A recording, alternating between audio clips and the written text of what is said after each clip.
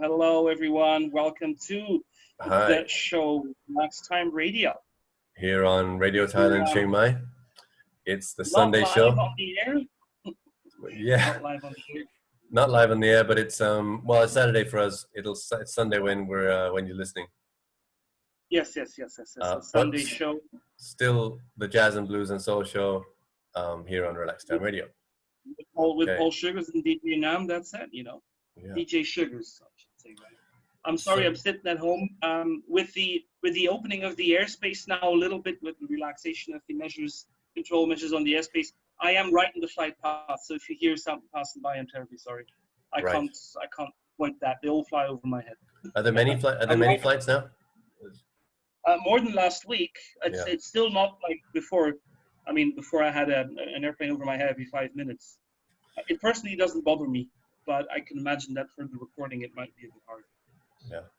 Well, I've been enjoying going out a little bit, going to a few cafes, you know, sitting in the outdoor cafes. Nice. Yeah, I haven't done that yet. I did go out for dinner last night to meet a friend with proper social distancing measures, of course, you know, sitting far enough from each other away at the table. Because it's an open air restaurant, we were allowed to join tables. Normally in air conditioned restaurants, that's not allowed yet, right? If you're not from the same household, from the same family. But the measures are being relaxed today as well. So that's good. So now the curfew starting today is 11 p.m. So not 10 p.m. anymore. Oh, really? Okay. Starting Sunday the 17th, right, which is today, it is relaxed until 11 p.m. So not 10 p.m. but 11. So you can be home a little bit later than that. But as a matter of fact, it doesn't make that much difference because, I mean, all the bars are still closed. Yeah, it might help. It might help a few restaurants. It'll help a few restaurants, maybe. It might help a few restaurants, even though they're also not allowed to sell alcohol. They can't be selling alcohol. So, yeah, I don't know how much it will help. Maybe the night bazaar and the night markets, if those are small markets, that might, like Mung Mai, those might benefit from that. Yep. So people can go in a bit later to prepare for their next day purchases. Yeah. Okay, good. So we're going to play a lot of music. I mean, we've got a lot of things lined up. As you said, it's jazz, blues. Yeah, we're going to play some new and old, some classic stuff. Yeah, that's coming up. Now, in this video, if you're watching on YouTube, there won't be the music. The music will be in a playlist down there, but on the radio, music as usual. Listening live on the radio, well, not live. If you're listening to the radio broadcast, then it will be with the music intermingled, right? Yeah. So today we're going to talk about. So we're gonna. It's a way back into time. We're going to go back into time because I used to do a herbal health and wellness section before you joined the show. Actually, before you joined the radio station, and I spoke about different herbs, Thai herbs, traditional Thai wisdom, things like that. And it came to my attention that one of these herbs is getting a lot of perhaps warranted or unwarranted attention in the battle against the new COVID-19 virus and viral infections. And we're going to have a little look into whether that's warranted or not, right? Because it's all good to say that something works against something, but you also have to have scientific proof and medical proof and peer-reviewed scientific research before you can make such claims. Right. Now, we're not claiming anything because we're not doctors, yeah? So go and talk to your doctor. Yes, of course. Conditions, whatever. Well, we can look at it. I mean, and also, we can say something about it. We definitely can't say it's the be all and end all or cures or this or that. You know, we're not, as you say, we're not doctors. It's not going to be yes or no. It's going to be gray. It's going to be gray, right?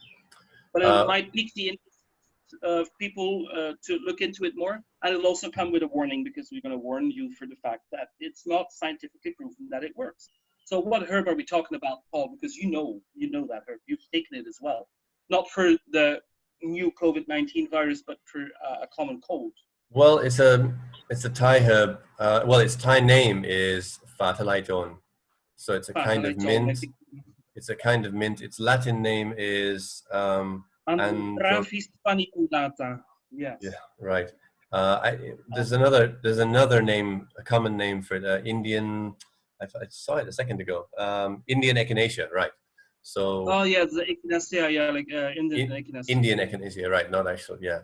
Yeah. So Yeah, because it's also Echinacea is in Europe in the West also one of those all-round, all-healing herbs supposedly. right. With I must Well, say Echinacea. far more research having been done on it. Yeah. Yeah, Echinacea, a lot of research has been done on it. And again, it's not something that will just instantly cure anybody's cold, but they have, you know, it's backed up by research that it will shorten a cold. You know, if you have a cold Proven or that feel it like a works. cold is coming on, you take something like Echinacea. It's not going to just magically cure it, but it will possibly shorten it. You know, that's what the research says. And I think we can say the same thing about the Indian Echinacea or right, the yeah, Fah Talai Jone when it comes to the common cold. right, If you take it preemptively or you take it as a cure, say that you have a very long cold and you suffer from it for many weeks, maybe in combination with the air pollution that we've been through in the recent months, you know, it can prolong a cold, it can prolong the symptoms of coughing, of feeling your general malaise. I'm fairly sure that it has potential to help there because there's so much anecdotal and preliminary research done on it, on the function of it, and it's been part of traditional Thai wisdom for such a long time that it would perhaps be unwise to doubt that it might have a certain effect. right. Now, can we therefore say that it cures COVID-19? No, definitely not, right? There's a few reasons for that. Firstly, the virus hasn't been around long enough for there to be scientific research done on it as to the efficiency of any herbs or other medication. The first one that was now rebuked finally was last week by the European research centers, which are based in Brussels, of the big pharmaceutical companies. There is the malaria drug hydrochloroquine, Yeah. which there's been a lot of talk about, you know, whether it's going to help or not, and it's now proven that it doesn't work. It does more damage than good. I hadn't seen that. So that's it's off the table. It's off the table. Right. So they're going to look for other things, you know. Well, on the non sort of let's say non-drug based solution, like a lot of reporting has been done that perhaps vitamin D is a factor. It certainly looks like vitamin D is a one factor. You know, vitamin D deficiency. So you know, people that have been getting sicker have been found to be more deficient in vitamin D. So but then I saw that article as well, and my question was if vitamin D deficiency is part of the cause or part of the problem or is an aggravating factor for the contamination or the symptoms that you have from a new COVID-19 infection. How is it that two of the main countries in Europe which have suffered the most, being Spain and Italy, which have such a nice climate and a lot of sun, where the people have also a lot of outdoor lives, how is it that people there would be vitamin D deficient? Because vitamin D is, well, you can take a supplement for it, but you don't need it. If you walk in the sun, your body makes it for you. Yeah, I agree with you. Again, it's one of those things that's been suggested, and as you say, there hasn't been enough time to be researched, and it might be that it's just a very small factor, one part of the story. Again, taking vitamin D is not going to cure this on its own either. So it's No. Well, there's no cure for it as such, right? Well, the most promising one are the antiretroviral drugs which are being used in HIV now. Those are being used in moderate cases, which have a risk of going severe, which have a risk of becoming very problematic and potentially lethal when people are already hospitalized, right? If they give those at the beginning stages of the hospitalization, they have now seen that it works. It reduces the risk of the situation aggravating and you actually dying from COVID-19. It also explains, according to an Italian professor, and I'm sorry I can't quote his name right now because I forgot, and I forgot to pull up the article. It also explains the prolonged duration of people staying in the hospitals and being cured, because it doesn't necessarily cure the COVID-19 infection. You need to go through that, but it helps your body resist and fight it. That's why people spend longer times than they would normally would. Either they would have gone home already or they would have passed on already, unfortunately. But with the medication, it helps them hang in there. Right. So what I've seen, just looking around, like back to the andrographfolate. There's maybe a compound in there. Andrographics, yeah, panipulate andrography. So I think now there have been some studies commissioned, I believe. So I'm just looking at an article in the Nation saying that let me have a look. The Department of Thai Traditional Medicine and the Government Pharmaceutical Organization will sign a memorandum. Oh no, hang on a sec. So I'm looking at something out of date here. So that was back in February the 25th. It was announced that some research would be done. So now I don't know. So perhaps that's underway. I didn't see any results of it yet. No. At the time they were announcing that there might be some preliminary results within a month, but looking at now, I don't see that there's any evidence produced anywhere that it's actually been proven to work. No. And most of the medical websites, the medical reviewed websites, also give the indication that while there is preliminary proof that it might be functional as an antiviral drug, there is no scientific proof or no direct link to the new COVID-19 virus or the function or effect it might have on that. Because new COVID-19, while it is a coronavirus, which is commonly related with flu and flu-like symptoms, it is far from exactly the same as the flu. It's very different. There's also several strains, I think 2 or 3 now are being defined, with the European one apparently also being much more virally infectious than what we are having here in Asia, and especially in Thailand and Laos and the surrounding countries. For which we are lucky, right? I mean, we're lucky because if you look at the numbers in Thailand, even though consistent tracing of direct and indirect contact, people that were in contact with people who were hospitalized and diagnosed with new COVID-19, the testing that has been done at numbers of 5,000 on average per week, which is quite serious if you do that functionally and targetedly like they have been doing. Yeah. I mean, our numbers are very, very low. Right. And even in places like Singapore, where they have somewhat large number of cases, the death rate is very low. Yeah. So the death rate is very low, and it's mainly also focused in the migrant population, which are living in very, very close housing and come in close contact with each other on a daily basis, just by the way they live, because they live in such small rooms and such small houses. Yeah, it's such a complicated story to try and get a handle on. It's also too early to be able to summarize anything. You know, you can't really say anything in summary because we're still in the middle of it.